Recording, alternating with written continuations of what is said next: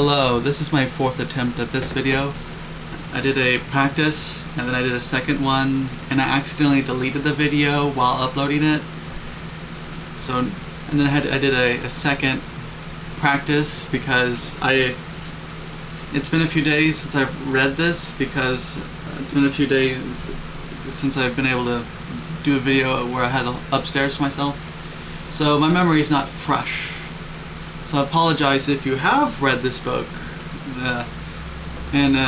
Just for formality's sake, this is The End of Philosophy and the Origin of Ideology by Harold Mah. If you have read the book and you're like, why didn't you mention that? It's been a while.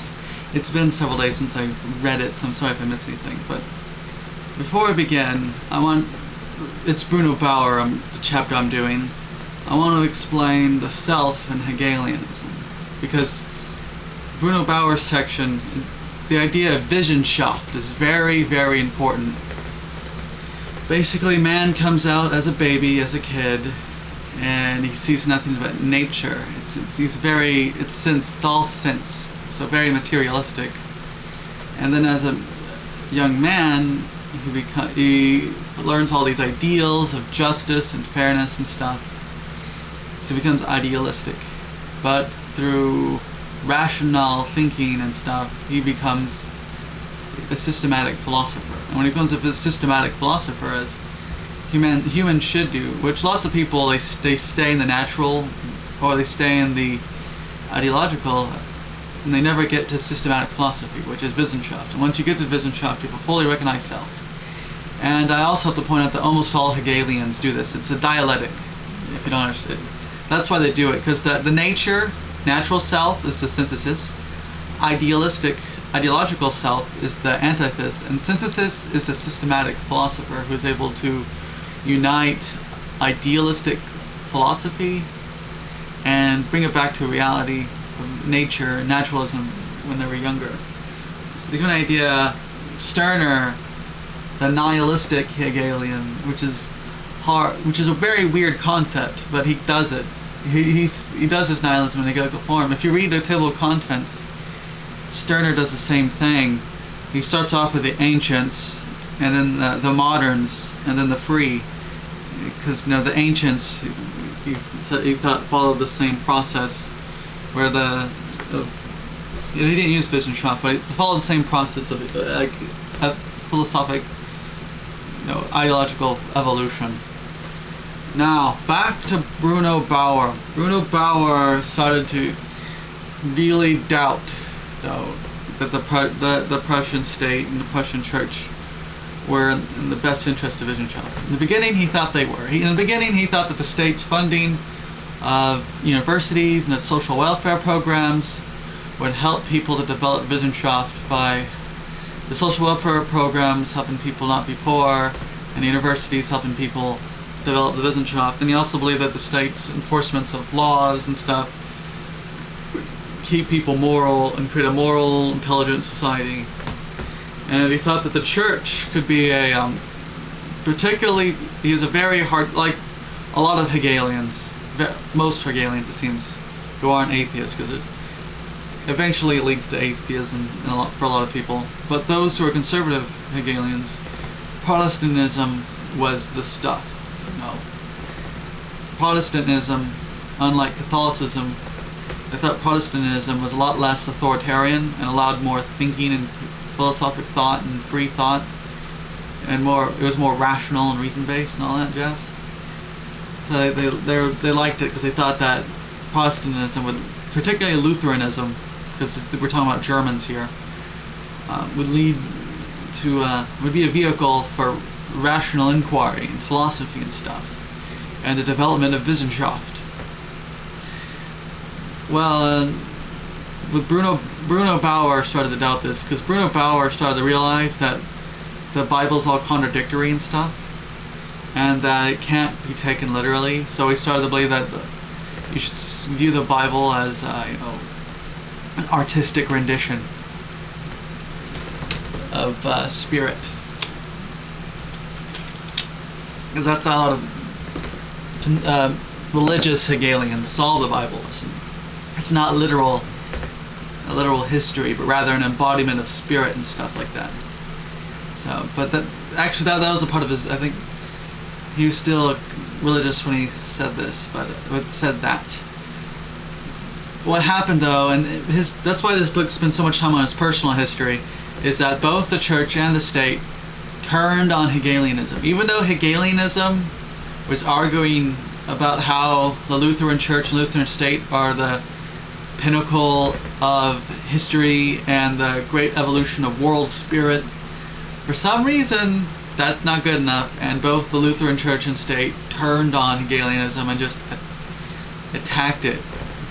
Suppressed Hegelian newspapers, did its best to keep Hegelians from advancing in college, in university, and did its best to stop Hegelians from even being appointed to university positions to begin with. And this doesn't really help with Wissenschaft. And the churches also were trying to destroy Hegelianism. And mainly one of their points was that if you've read Hegel, Hegel's view of God is very different than his view of religion in general is very different than an Orthodox Christianity. But yes, the church and state trying to attack Hegelianism was trying to prove prove to Bruno Bauer that they were not great vehicles for philosophy, that they were suppressing people, they were crushing rational inquiry, and were not helping people inquire Wissenschaft. This is what led him to becoming what's known as a young or left-wing radical Hegelian. There's lots of famous Hegelians, young Hegelians. The most famous young Hegelian ever was Karl Marx, which he kept Hegelianism around. I don't think he called himself a Hegelian later on though. And because there's always early Marx and late Marx. I don't think eventually he stopped calling himself a young Hegelian, but he still had it. And this guy, Stirner was a part of the young Hegelians, kind of. He was a part of a group called the Freien, which are seen as more Marx didn't like the Freien, the Freemen. I don't know how you pronounce it. It's German. Anyway, yeah, there's that. One of the ways in which Hegelianism didn't fit or jive with Christianity was with the self. I mentioned earlier how the self internally involves, and it doesn't involve as an atom, it involves in a community. Communities of people, members of the community, a part of the community, are able to evolve themselves to Wissenschaft. The thing is that when it comes to Christianity, you evolve through an external force, God, who is sort of alien to yourself. Whereas you and your community it's sort of an internal relation. Whereas if the God's too external, you become alienated from the Godhead who's given you revelations. It's way more complicated than I understand at the moment, so I can't explain it too much further.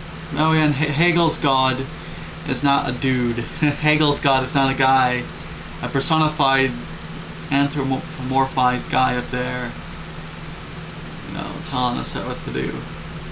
Or he's slightly pantheistic, so that's what led to the church fighting Hegelianism. So yes, he realized, church and state, these two forces, although he's still a statist,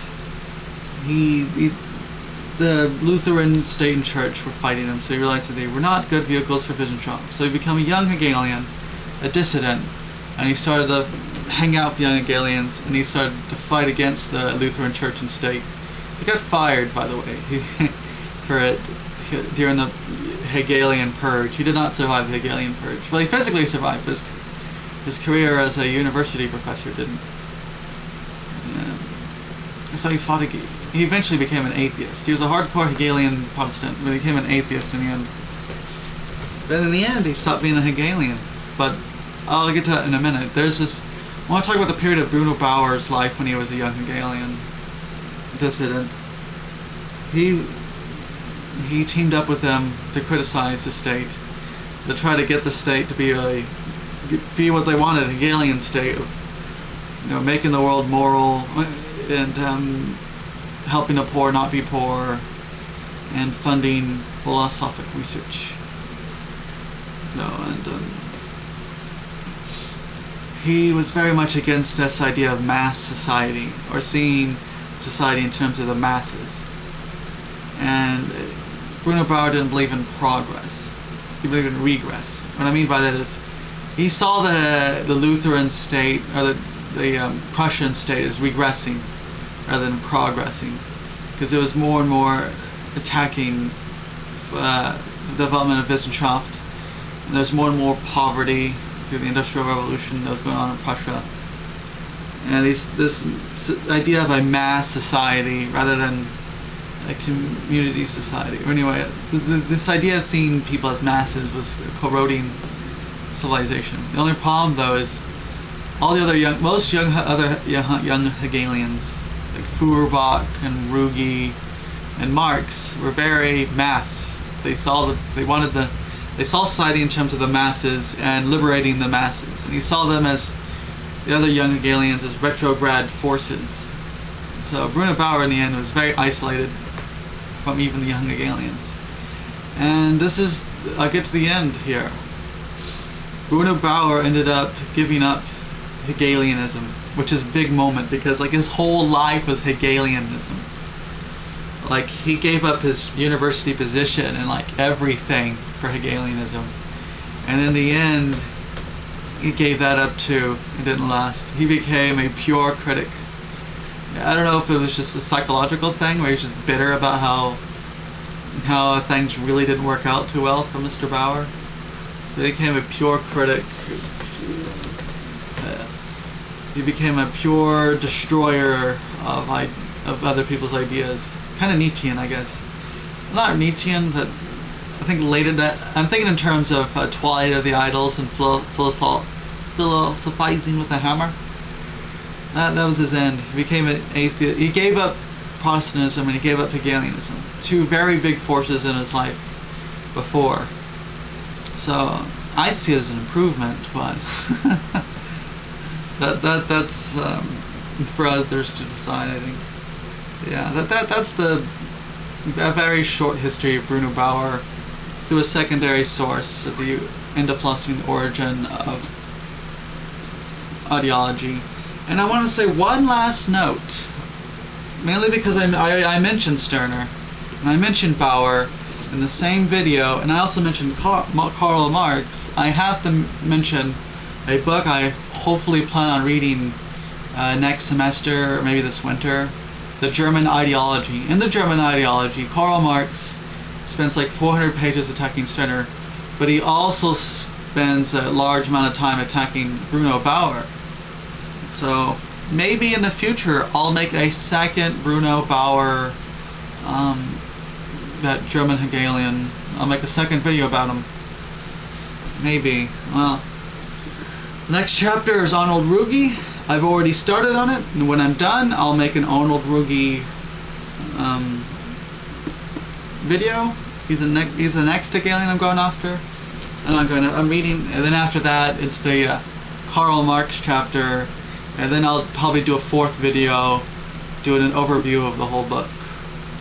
And hopefully, I'll start, since it's summer. Even though I have a job now, which is going to choke up a lot of time, I'm still going to try to read a lot of books and do lots of videos on the books I'm reading.